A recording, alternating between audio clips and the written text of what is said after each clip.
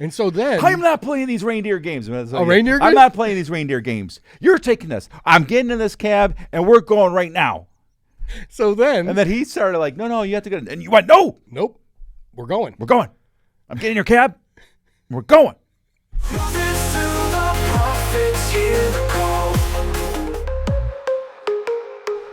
Welcome to the Prophets podcast, where everything is possible when love is your bottom line. I'm your host, Steve. And I'm Al.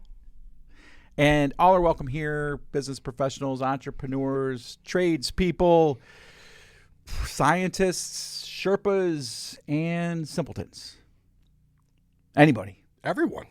Which loosely brings us to the topic of the day. And the topic of the day is...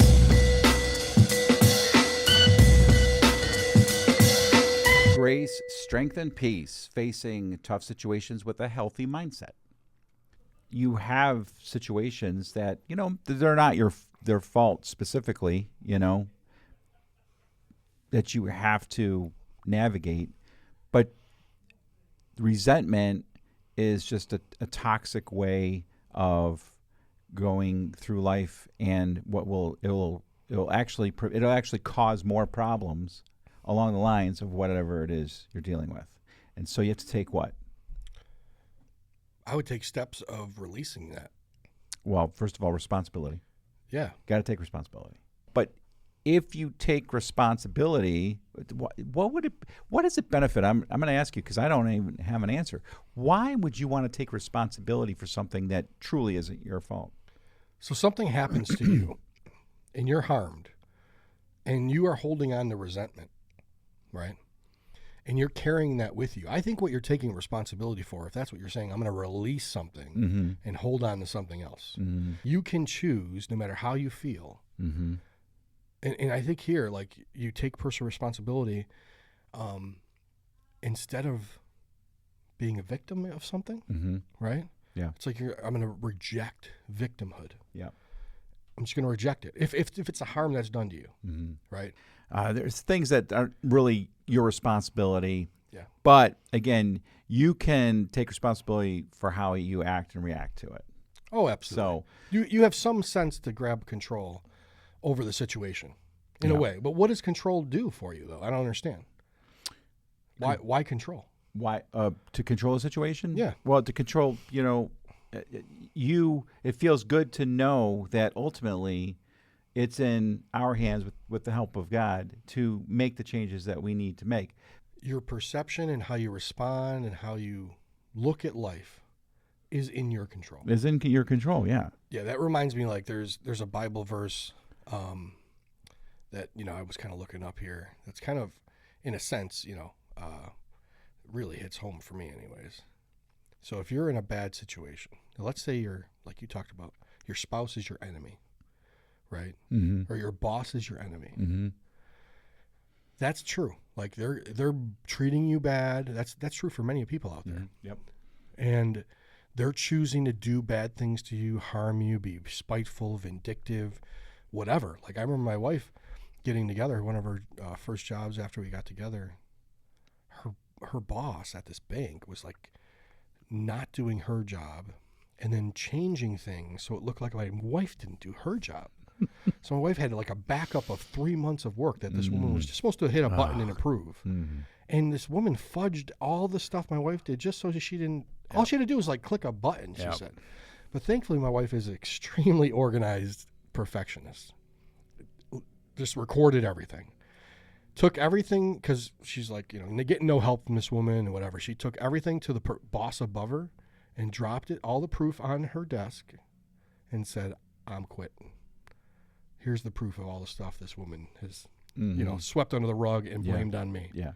And walked out. Yep. And I was just so excited for her. Yeah. But my point in that scenario, like loving your enemies, in that situation, that example, she had choice. She chose to quit. Mm-hmm. Got a different job. Yeah. And in a relationship, you can stop dealing with that person, right? Yep. But God says to love your neighbor, right? He doesn't say, well, if you like them and they're nice. Right. Right? Right. You know, even common sense says, oh, I'm going to love the people who are nice to me and then hate my enemies. Right. That's just like a common thing. Yep. But God's saying, love your enemies, love your neighbor, and pray for those who hurt you and are spiteful toward you, right? Yep. Yep. I mean, this concept from the Bible in Jesus' way, because this is his words, right, saying it to us, he's asking us to bless people who curse us, to actually do good to those who hate us, to pray for them, which despitefully use us, right? And even if they persecute you. So when you look at what God would have us do in response to some trauma that happens in life to people, he's not suggesting that, the bad things, the spiteful persecution and hate that we receive, he's not saying that's not going to hurt our feelings or make us feel bad or even angry. He's saying that when you have a choice, which is to love those who are enemies, bless them, do good to them, pray for them. And the reason, this is in Matthew 5:45, that ye may be the children of your Father, which is in heaven, for he maketh his sun to rise on the evil and on the good, and sendeth rain on the just and the unjust. For if ye love them which love you, what reward have ye? Do not even the publicans do the same? Salute, and if you salute your brethren only, what do you do more than anyone else? It's the concept is that, like, here it is, an example from God of how to do what you're talking about, responding. And yes, you are going to be hurt. Yes, they are wrong. Yes, you can be angry, but your choice, like, love is an action. Love being, kind of a force for us in motivation to even talk about this stuff is really an action word. It's not a feeling. So when you go ahead and say, I'm going to love my enemy, I'm going to respond well, and I'm going to go ahead and love and pray and care for someone who hurt me, that is powerful. That just takes them, right, and the power that you give to them by, like, being a victim of them, and it takes it back, right? And if you are a child of God, it says here, and you live like this because your Father's in heaven, your identity switches from a victim of that person to I am a prince or a princess of the heaven, the kingdom of heaven. And that in itself is powerful. Yeah. So your value and worth isn't in what happened to you. Right. And so when I was, like, coming up and getting, again, through the traumas of my life and shedding off having to be identified by those things, God found me just a few years after that. And I just could not believe that he would forgive me for all the bad things I've done.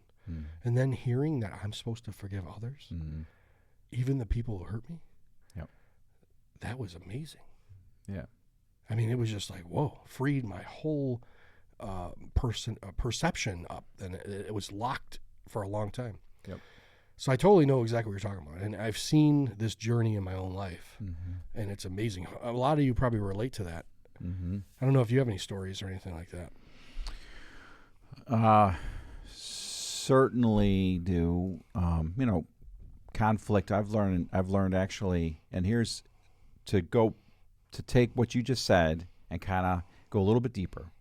There are people that hear what you say, and they understand and even believe that's true. That's how they need to approach things. Change how they approach these situations. But I know that people are listening and are like, but you don't know what this guy is like. And how can I? It's one thing to know we're supposed to do that, but then to actually do it. And a lot of times when you try to change how you act and react to people, it can actually make you physically ill because you do not want this person to get over on you as you do. So we are not also meant to be a doormat, and we're not also meant to allow people to manipulate us without being called out. Okay? Okay. So it's one thing to love and pray for enemies, but then this is another part of the transformation of going from being a victim to actually being somebody who wants, first of all, through God's scripture and his teachings, also kind of you need to be willing or feel comfortable in calling out certain things with love, right? So if you have a conflict with somebody at work, right? What do? Do you just pray for them and just love them, which is the number one thing to do? If you have if there's a conflict at work that you have with somebody, what should you do? Tell them about it. Yeah, you go talk to them. Yes, kindly, right? But you yeah. take control of that situation. Yeah. And shouldn't gossip about it. Shouldn't gossip about it. You shouldn't complain about it. You shouldn't complain about it. But if you have to, if that doesn't work, then there's nothing wrong with going to the next step and reporting them. Yeah, you get someone else involved. Right? Like you're reading out of Matthew, I think it's Matthew 18, where God talks about how to handle situations in the church when somebody has done something wrong. Right. You're naming it out right now. Right. So loving somebody doesn't mean letting them get away with stuff. No way. Loving somebody and praying for your enemies doesn't mean that you let them walk all over you, or even more importantly than that, to do the same thing that they're doing to you to other people. Oh, no. Okay? Because if they're doing stuff to you, they're most certainly doing it to other people too. And you got to be brave. You have to be brave. A lot of the times when you take a initiative or responsibility for a situation, it doesn't absolve what that person does. The fact that there's rain that falls on the good and the evil, God is saying, I look at all people equal. And even though this thing that had happened to you, that this person did, is hurtful and you have the right to be angry, God does have righteous anger. And there is justice. Right. He wants us to be brave enough, like you said, to reach out and say, hey, that was wrong. I don't do it again, or there's got to be some other thing or whatever. And that's the way to do it. And when you're met with more conflict, the next step, again, be brave, get somebody else to come along with you. Yeah. Say, hey, this has got to stop. Right. Oh, okay. And then what it says in the church, the way the process is after that, if that person still doesn't repent, it says, you beat him up. No, it doesn't say that. Oh, you don't want to beat him up. Okay. It's you bring him in front of everyone. Yeah. Right. And then if that doesn't work, then you just kind of, hey, you're sorry, man. We're just not going to have a relationship. And that's the process in a sense that you have to. I say bravery. You have to have bravery or courage to trust in the process that even God wrote in His Word to do. Because facing conflict is scary. That stops people sometimes for not even. Fun. Yeah. Not fun at all, especially for certain personality types. Oh, yeah. You're not the one that has really much problem with, conflict. I remember us at that cab stand when the cabbie was not going to give us a ride. Wait, what happened? What are you talking about? Las In Vegas? Oh, man, at the convention? Oh, that's right, the cab. Okay. And I was like, I appreciate how he handled that. I would have stood there for an hour waiting for a ride. So here's the story real quick. We get into the line for a cab, and the cabbies line up, and we go to the first cabbie. Yep. And we say we're going to another, obviously location, and apparently it wasn't a long enough ride for him to want to. They want to make money.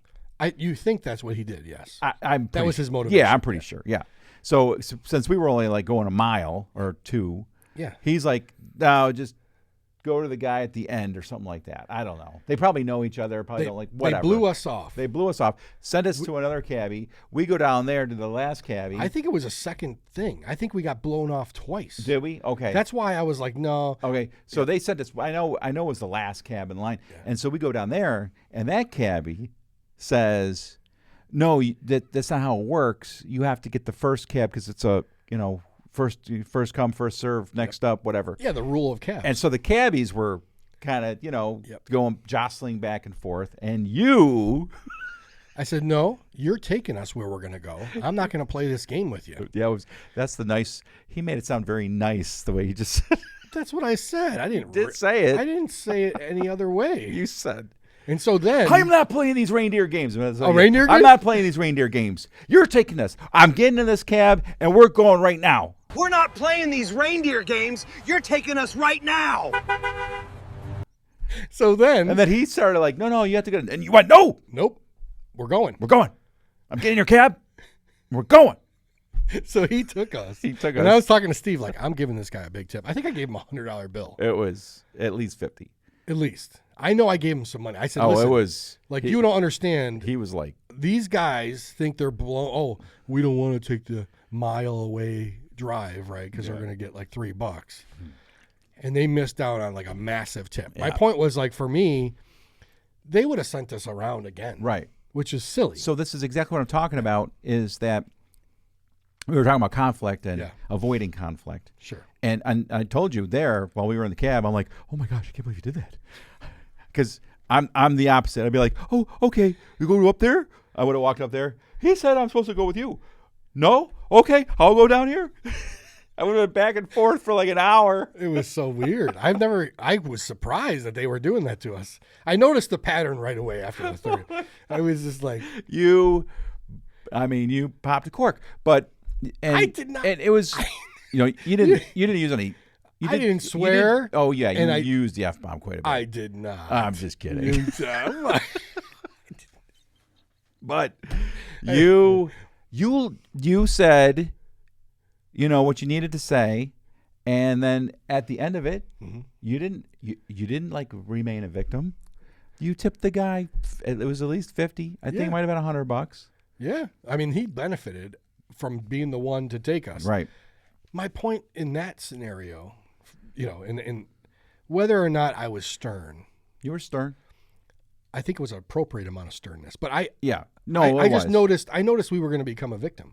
No, of playing games. We would have been bouncing back and forth. Had you not responded the way you did, it still would have gone on. I just had to take some kind of control. You took control of it. But that's what I'm talking about. You take control. I loved him, though, with generosity. You just spit on him. Oh, sorry. I showed love. I'm so sorry. Sorry. Okay. Hey, Steve, you eat things off the floor. And you worried a little bit about one drop of spit. So there we are in Vegas. And this guy got some love from me with a little extra tip. So I just tried to show love. Yeah. But, and I prayed for those other guys.